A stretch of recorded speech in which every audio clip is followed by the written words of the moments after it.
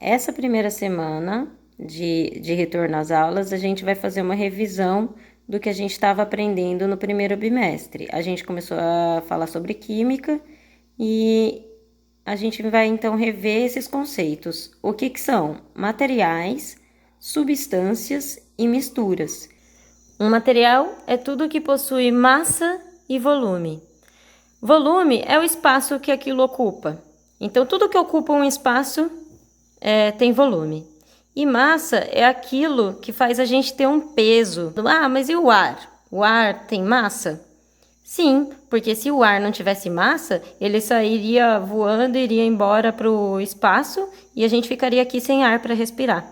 Então, como o ar tem massa, a força da gravidade puxa ele para baixo, né? Puxa ele para o centro da Terra e ele fica em volta do planeta formando uma camada de gases que é chamada de atmosfera. As substâncias puras, elas são aqueles materiais que têm propriedades físicas bem definidas e constantes.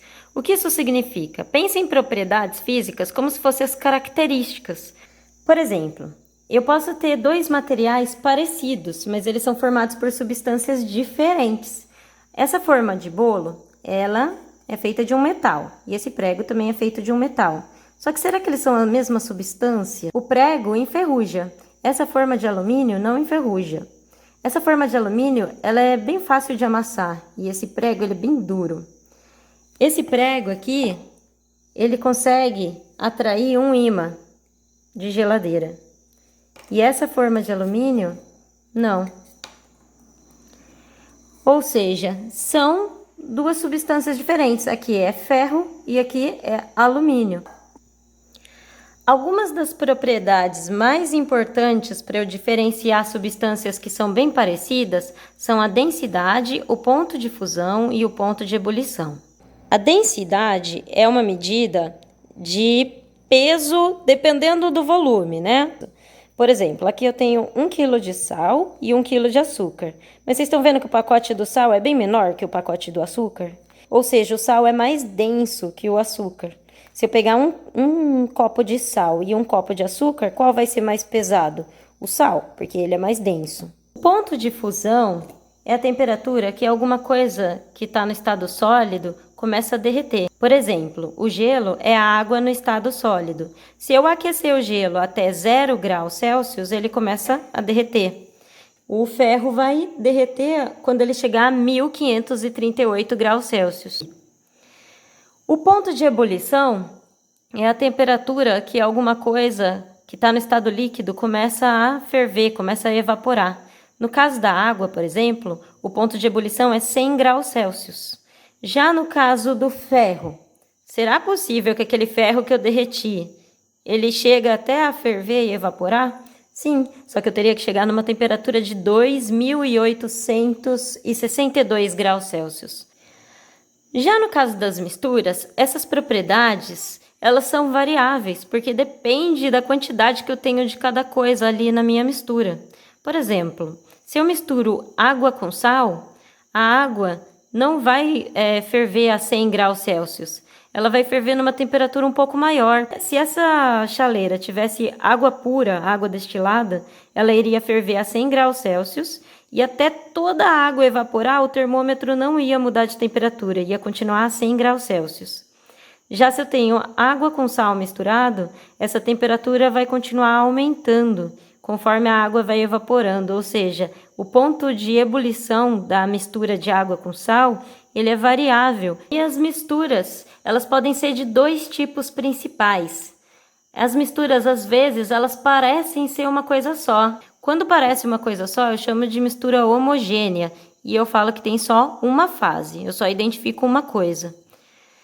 Em outros casos, eu tenho misturas que eu consigo facilmente identificar que tem mais de uma coisa ali. Olha só, nesse primeiro exemplo, eu vou pegar um copo com água e vou misturar um pouquinho de sal. O sal vai dissolver por completo aqui e eu não vou conseguir identificar que tem mais de uma coisa aqui misturado. Então, essa mistura, eu digo que ela só tem uma fase e ela é uma mistura homogênea. Agora, se eu pegar água e misturar com óleo, O óleo jamais vai se dissolver na água. Eu vou conseguir identificar que existe mais de uma coisa nessa minha mistura. Então, ela passa a ser chamada de mistura heterogênea. E nesse caso, ela tem duas fases. Fase é cada parte diferente que eu consigo identificar. Se aqui, além disso, eu ainda colocasse terra nessa mistura, eu tenho uma mistura heterogênea, porque eu consigo ver uma coisa diferente em cima, outra coisa no meio e outra coisa embaixo. Ela tem 3 fases. A fase de cima é o óleo, a fase do meio é a água, com outras coisas dissolvidas, e a fase de baixo são os minerais mais pesados, né? Como o quartzo, por exemplo. Apesar dessa mistura ter 3 fases, não significa que ela tem só 3 substâncias. Aqui pode ter um monte de coisa dissolvida, mas eu consigo identificar 3 fases. Então, vamos finalizar com alguns exemplos. Mistura homogênea é aquela que parece uma coisa só. Por exemplo, a água com um pouco de sal que a gente fez. O álcool comprado em mercado, que é uma mistura de água com álcool. O ar que a gente respira, que é uma mistura de vários gases, como o oxigênio, o gás carbônico, o gás hidrogênio, o gás nitrogênio. E o aço, que é uma mistura de metais, né? Ele pode ser ferro com carbono ou ferro com cromo, no caso do aço inoxidável. E misturas heterogêneas são aquelas que eu consigo diferenciar as partes dela. Cada parte é uma fase. Por exemplo, a água com óleo que a gente fez, a água com areia, o granito, por exemplo, da pia. Essa é uma outra rocha que chama gneiss, que dá pra gente ver, né? Que é formada por vários minerais diferentes, o mármore. Portanto, as misturas homogêneas, elas podem ser líquidas, gasosas ou sólidas.